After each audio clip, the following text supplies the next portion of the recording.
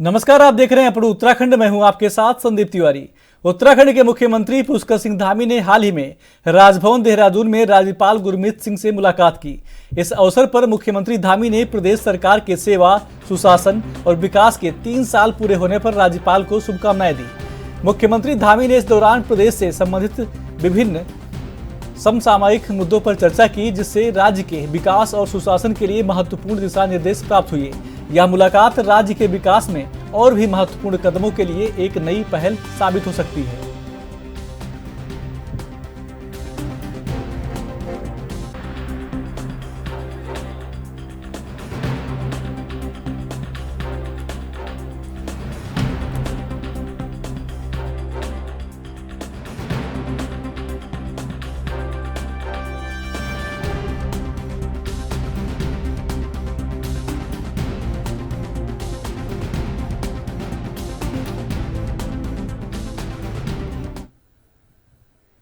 खबरों में आगे बढ़ते हैं। नवरात्रि के दूसरे दिन कुट्टू के आटे का सेवन करने से 350 से अधिक लोग बीमार हो गए थे, जिन्हें देहरादून के अलग अलग अस्पताल में भर्ती कराया गया था। सीएम धामी, स्वास्थ्य मंत्री धन सिंह रावत, गढ़वाल कमिश्नर स्वास्थ्य सचिव भी मिले।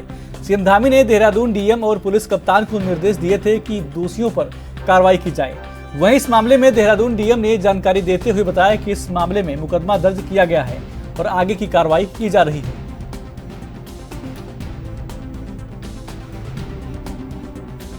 जो एलिज्ड कंटेमिनेशन से जो बकवीट के कंजम्पशन से कुछ केसेस सामने आए थे, तो उसमें ऑनरेबल सीएम की डायरेक्शंस पर त्वरित प्रवर्तन की कार्रवाई करते हुए संगीन धाराओं में मुकदमे दर्ज किए गए थे और उसमें पुलिस की तरफ से एक्शन एक्सपीडिएट किया गया है। जो हमारा कंटेमिनेटेड स्टॉक था उसको सीज भी किया गया है और जो रिटेलर्स और वेयर हाउसेस थे उनको सील कर दिया गया है। सेकेंडली, जहाँ तक हमारे ट्रीटमेंट केसेस का प्रश्न है, वहाँ पर अभी जो इन्फ्लक्स था, जो सर्ज था, वो कल हमारा इंक्रीजिंग ट्रेंड शो कर रहा था, लेकिन by afternoon it got stable और उसके बाद फिर हमारा डिक्लाइनिंग ट्रेंड स्टार्ट हो गया था और पेशेंट्स डिस्चार्ज होने शुरू हो गए थे। सो जो अभी मॉर्निंग का अपडेट है वो आप सबसे शेयर कर लिया गया है और उसमें now patients are being discharged at a satisfactory rate और फॉर्चुनेटली कोई भी क्रिटिकलिटी प्रकाश में नहीं आई है।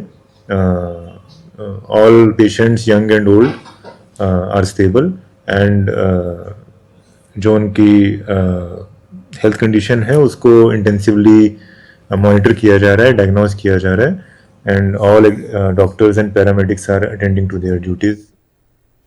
उत्तर प्रदेश की तर्ज पर उत्तराखंड में भी धामी सरकार ने नवरात्रों में बड़ा फैसला लिया है।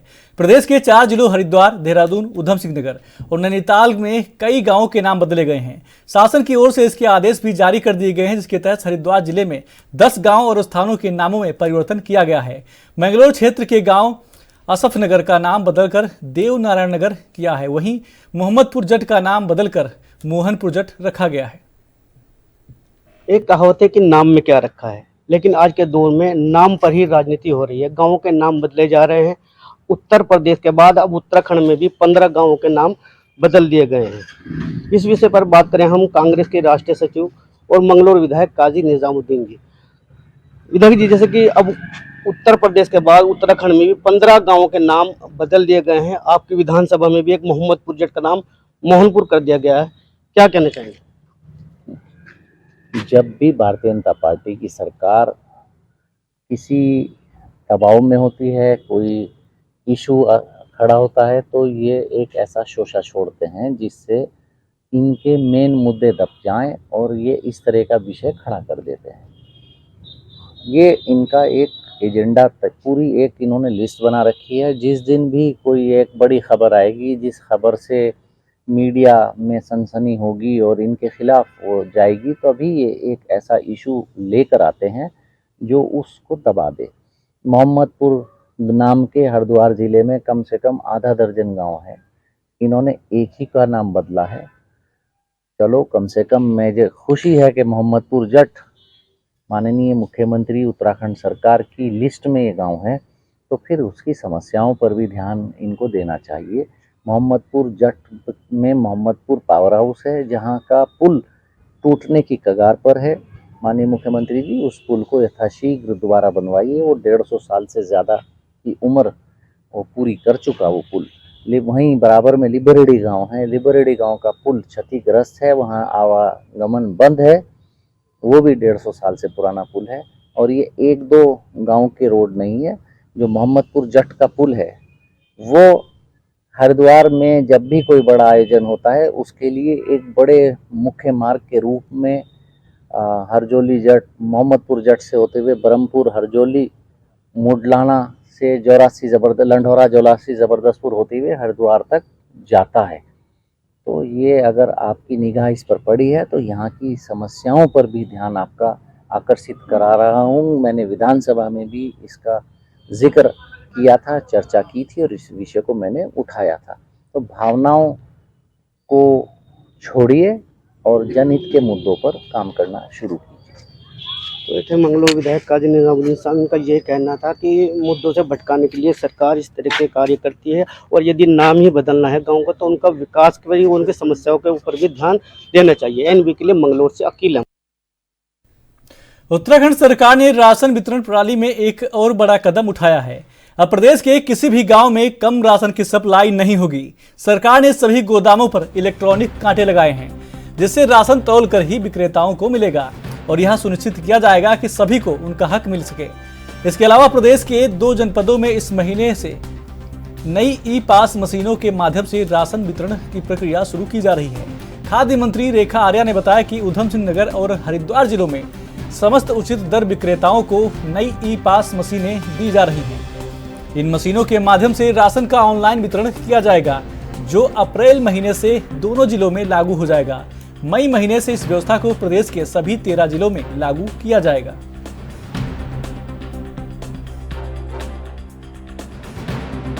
देखिए, भारत सरकार के द्वारा लगातार ये कोशिश है, भारत सरकार के द्वारा ये मैंडेटरी अब किया जा रहा है कि हमारे जो अब राशन का वितरण होगा वो ई पॉस मशीन के माध्यम से होगा, जिसको लेकर हमने पायलट के रूप में गढ़वाल के अपने हरिद्वार जनपद में और कुमाऊं के अपने ऊधम सिंह जनपद में हमने इसकी शुरुआत कर दी है। और ये जो शुरुआत की गई है, ये शुरुआत में इसका जो फीडबैक आ रहा है वो काफी अच्छा आ रहा है। इससे जो हमारे लाभार्थी हैं वे आसानी से और बिल्कुल क्वालिटी में भी और क्वांटिटी में भी बराबर राशन प्राप्त कर पा रहे हैं। निश्चित रूप से इसका विस्तार हम लोग पूरे प्रदेश में करेंगे। ई पॉस मशीन हम लोग हर राशन डीलर तक पहुंचाएंगे ताकि जो है हमारे लाभार्थी को क्वालिटी और क्वांटिटी से समझौता न करना पड़े। कांग्रेस के वरिष्ठ नेता केदारनाथ विधानसभा से पूर्व विधायक मनोज राउत ने प्रदेश सरकार पर कई गंभीर आरोप लगाए हैं। उन्होंने कहा कि रुद्रप्रयाग जिले के रुद्रपुर गांव में जबरदस्ती गोचर की भूमि पर 220/33 kV उप संस्थान का निर्माण का प्रयास किया जा रहा है। उन्होंने कहा कि रुद्रपुर गांव में आज भी 200 से ऊपर परिवार रहते हैं, जिनके पास करीब 500 से ज्यादा पशुधन है। इस गांव में यही एक गोचर भूमि है, जिस पर भी निर्माण कार्य हो जाने पर गोचर के लिए कोई भी भूमि नहीं बचेगी। यही कारण है कि गांव के लोग भी इसका खुलकर विरोध कर रहे हैं।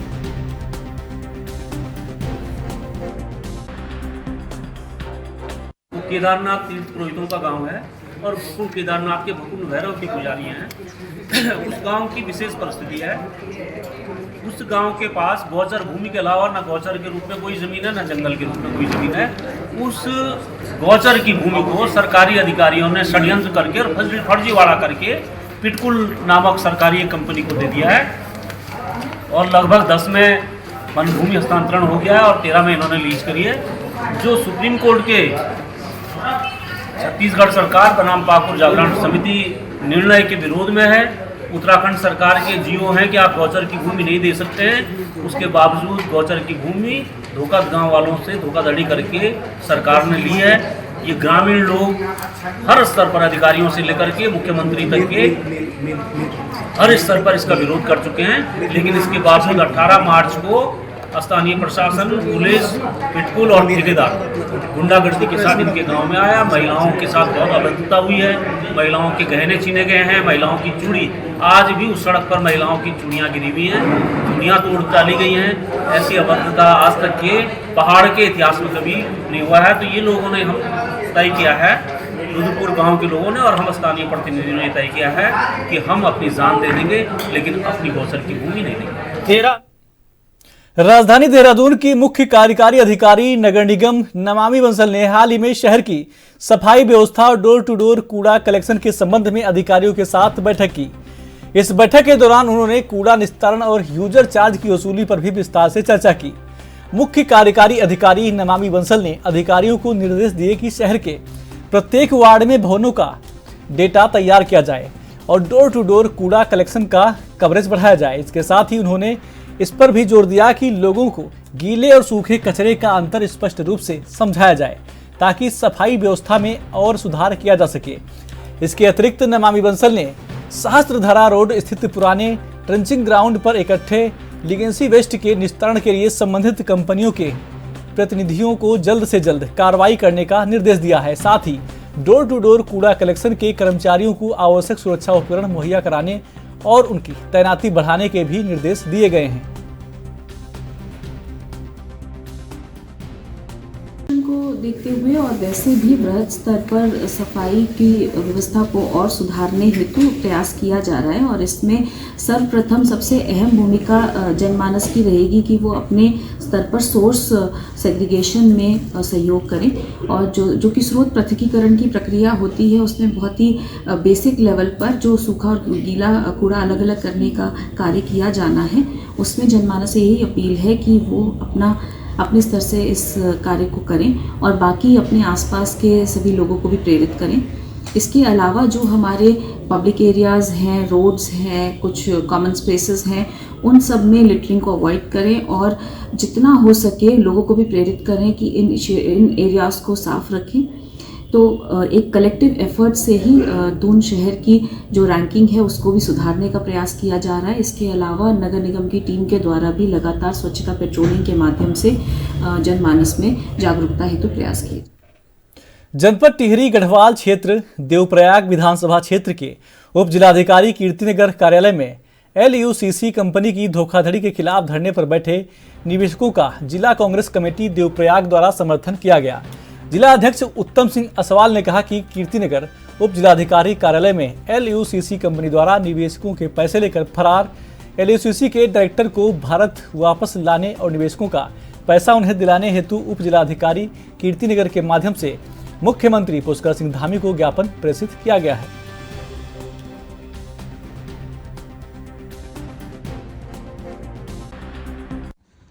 आज कीर्तिनगर विकास खंड में उप जिलाधिकारी कीर्तिनगर कार्यालय में जो LUCC कंपनी द्वारा जो एक बहुत बड़े महा घोटाले की ओर जिसका आप अग्रसर है, जिसमें आप देखेंगे कि करोड़ों रुपए लोगों के यहाँ से ठगे गए हैं, उस LUCC कंपनी के खिलाफ आज यहाँ पर एक सांकेतिक धरना प्रदर्शन था जिसमें स्थानीय निवेशक यहाँ पर आए थे और जिला कांग्रेस कमेटी के सभी लोग यहाँ पर थे जिन्होंने सरकार से शीघ्र मांग की है कि LUCC के डायरेक्टरों को बाहर से वहाँ पर भारत में लेके और जितने भी निवेशक हैं उनके पैसे LUCC के निवेशकों के पैसे शीघ्र दिलाए जाएं। इसमें कहीं ना कहीं सीधी भूमिका जो हमारे सहकारिता मंत्री हैं धन सिंह रावत जी की इसमें संलिप्त नज़र आती है और मुख्यमंत्री की, क्योंकि सहकारिता विभाग द्वारा उनको लाइसेंस दिया गया और कहीं ना कहीं इतने बड़े फर्जीवाड़े पर धन सिंह रावत ने स्वयं कबूला है कि 2022 में उन्हें पता चल गया था और उन्होंने केंद्र को लिखा है। तो कहीं ना कहीं आज डबल इंजन भाजपा सरकार लगातार जो भ्रष्टाचार कर रही है उसका एक जीता जागता सबूत ये उदाहरण है कि एक तरफ वो गरीबों का खून चूस रही है और दूसरे तरफ धन्ना सेठों का कर्जा माफ़ कर रही है। अब बिल्कुल धन सिंह रावत जी कह रहे हैं कि 2017 में जब LUCC आई थी तो उस समय कांग्रेस की सरकार थी। धन सिंह रावत जी को यही पता नहीं है कि 2017 में जब जनवरी में ही आचार संहिता लग गई थी, केंद्र में भाजपा की सरकार थी और उसके बाद उत्तराखंड में भी भाजपा की सरकार बनी। तो कहीं ना कहीं धन सिंह रावत ने स्वयं कबूल किया है कि भाजपा के सरकार में इतना बड़ा ये महा घोटाला हुआ है। नहीं, कहीं ना कहीं उन्होंने बिल्कुल सही कहा। 2 फुट 4 फुट वाली बात वो सब जग जाहिर है और हकीकत है, वो सच्चाई भी है कि आप देखिए सहकारिता विभाग में कितने घोटाले उजागर हुए हैं। आज सरकार कहीं ना कहीं उन पे पर्दा डाल रही है, लेकिन जब भी मौका मिलेगा और जब भी उनकी जांच होगी तो कहीं ना कहीं धन सिंह रावत जी उसमें संलिप्त मिलेंगे। अब बिल्कुल जितने भी हैं उत्तराखंड की, जो भी उत्तराखंड की जन समस्याओं पर बात कर रहे हैं, जितने भी युवा हैं उनको लगातार जेल में डाला जा रहा है। आप ये देखिए, कहीं ना कहीं अभी कुछ दिन में देखिए कि कई लोगों को उन्होंने, जो पहाड़ी की बात करेंगे, अपने स्थानीय युवाओं के जो संघर्षों के लिए, उनकी समस्याओं पे जो लड़ने की बात करता है, उस पर ये लोग जो है सीधा जेल में उसे डालने का काम कर रहे हैं। ये दुर्भाग्य है हमारा। भाजपा के नेताओं का मानसिक संतुलन बिल्कुल बिगड़ चुका है। वो सत्ता के मद में इतने मदमस्त हो चुके हैं कि उन्हें जनता की कोई भी समस्या नहीं दिख रही है, और इसका कहीं ना कहीं जनता को भविष्य में इसका जवाब देना होगा। तो यहाँ पर जो है LUCC एक कंपनी है, और हमारे लचमोली, बागवान और मलेथा और ये कीर्तिनगर से लेकर चौरास तक मैं आपको बताऊं कि केवल मलेथा गांव की बात करें, जहां से विधायक जी बोलते हैं कि मेरा गांव है, और वहां पर 1.5 करोड़ से ऊपर लोगों के पैसे लगा रखे हैं इस कंपनी में। और आज जो है महिलाएं त्रस्त है। आज हम इस धरने प्रदर्शन में आप देख रहे थे कि महिलाएं रो रही थी।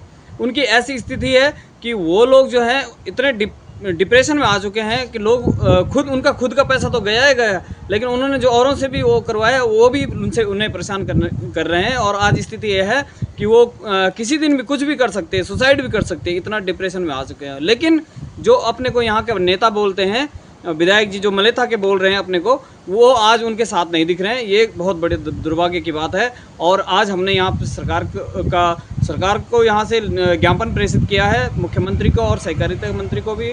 तो हमने यही मांग की है कि इनका पैसा जल्द वापस दिया जाए। देवभूमि में 4 धाम यात्रा शुरू होने वाली है, लेकिन केदारनाथ क्षेत्र से एक चौंकाने वाली खबर सामने आ गई। दरअसल उत्तराखंड के रुद्रप्रयाग जिले में स्थित केदारनाथ धाम के कपाट खुलने से पहले घोड़े और खच्चरों में एक्वाइन इन्फ्लुएंजा वायरस मिला है, जिसको लेकर पशुपालन विभाग अलर्ट मोड पर आ गया है। साथ ही केदारनाथ धाम में घोड़े खच्चरों की जांच के लिए कैंप भी लगाए गए हैं। इसके साथ ही बाहर से आने वाले घोड़ा खच्चरों पर फिलहाल प्रतिबंध लगाया गया है, जिससे बीमारियों का खतरा और ज्यादा ना बढ़े।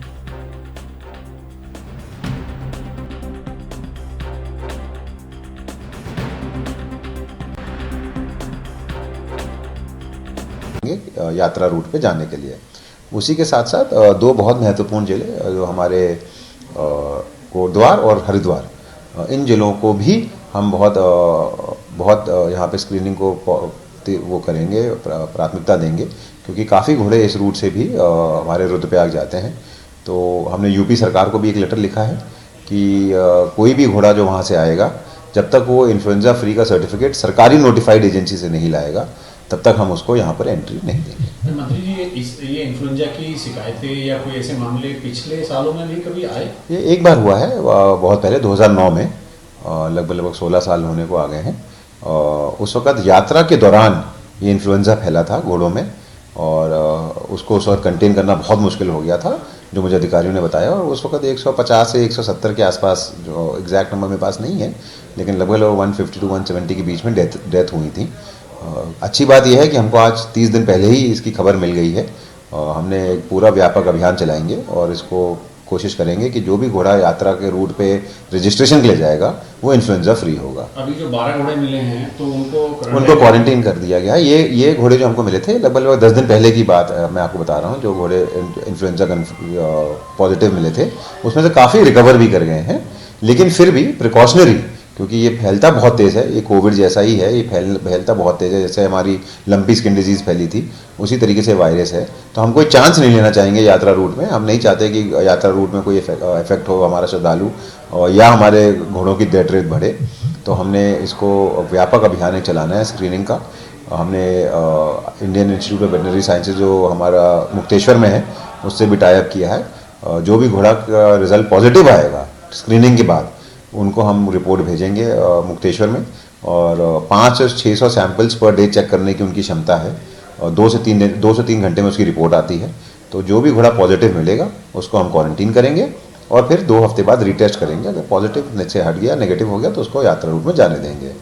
उसी के साथ साथ रुद्रप्रयाग डीएम को भी एक स्ट्रिक्ट इंस्ट्रक्शंस दिए गए हैं कि 2 क्वारंटीन सेंटर्स रुद्रप्रयाग में भी वहाँ पे बनाएंगे केदारनाथ यात्रा को देखते हुए, ताकि जस्ट इन केस अगर कोई ऐसा केस आ जाए कि वहाँ पे भी इन्फ्लुएंजा की शिकायत आती है, तो हम उन घोड़ों को कोटमा में और जो फाटा में हमारी इन्फर्मरी है उसको हम क्वारंटीन सेंटर में चेंज करेंगे और वहाँ पे घोड़ों को रखा जाएगा। सो इसका स्टार्टिंग पॉइंट कहाँ से रहा, कुछ इन्वेस्टिगेशन सामने है किस तरह से फैला? देखिए हम ये है कि क्या लोगों में भी फैल सकता है? नहीं, देखिए स्टार्टिंग पॉइंट मैंने आपको बताया कि जो हम रजिस्ट्रेशन के छोटे छोटे कैंप्स लगाते हैं तो उसमें यही फ़ायदा होता है कि हम उसका हेल्थ चेकअप और उसका रजिस्ट्रेशन दोनों उस कैंप में करते हैं। तो जब हम हेल्थ चेकअप कर रहे थे तो हमने 422 घोड़ों में ऐसे ही सिम्टम्स पाए हैं, जिसके फिर हमने उसको सैम्पलिंग के लिए भेजा और सैम्पलिंग में भेजने के बाद जो है उसकी सीरोलॉजी रिपोर्ट जो आई वो कंफर्म करती है कि इन्फ्लुएंजा। उत्तराखंड के मुख्यमंत्री पुष्कर सिंह धामी ने हाल ही में 20 नए पदाधिकारियों को दायित्व सौंपे हैं। इस अवसर पर भाजपा प्रदेश प्रवक्ता विपिन कैंथोला ने कहा कि भाजपा में शामिल वरिष्ठ पदाधिकारी और कार्यकर्ताओं का सरकार में सहयोग महत्वपूर्ण है। उन्होंने बताया कि इन दायित्वों के माध्यम से संगठन और सरकार यहां सुनिश्चित करेगी कि कार्यकर्ता अपनी जिम्मेदारियों को सही तरीके से निभाएं। विपिन कैंथोला ने कहा कि केंद्र सरकार उत्तराखंड के विकास के लिए लगातार सहयोग कर रही है और अब इन दायित्वधारियों की जिम्मेदारी है कि वे सरकार की नीतियों को जनता तक पहुंचाने का कार्य करें ताकि प्रदेश में विकास की गति को और तेज किया जा सके। यह कदम बीजेपी की मजबूती को और बढ़ाएगा और कार्यकर्ताओं के साथ मिलकर राज्य के विकास में सकारात्मक बदलाव लाने में मदद करेगा।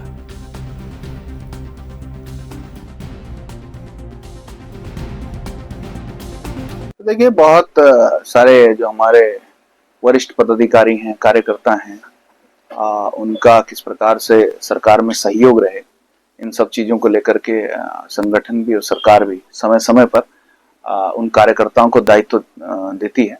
निश्चित रूप से कल 20 और जो हमारे कार्यकर्ता हैं, वरिष्ठ पदाधिकारी हैं, नेतागण हैं, उन्हें दायित्व दिया गया है। अब सरकार में वो अपने अपने विभागों में सहयोग करेंगे। निश्चित रूप से जो मोदी जी ने कहा है कि ये सदी जो है ये उत्तराखंड की है और उत्तराखंड के विकास के लिए केंद्र सरकार जिस प्रकार से राज्य सरकार का सहयोग कर रही है, इसी प्रकार से उस सहयोग को बेहतर ढंग से आगे बढ़ाने का काम और सरकार की जो नीतियां हैं वो जनता तक पहुंचाने का काम ये सब लोग करेंगे।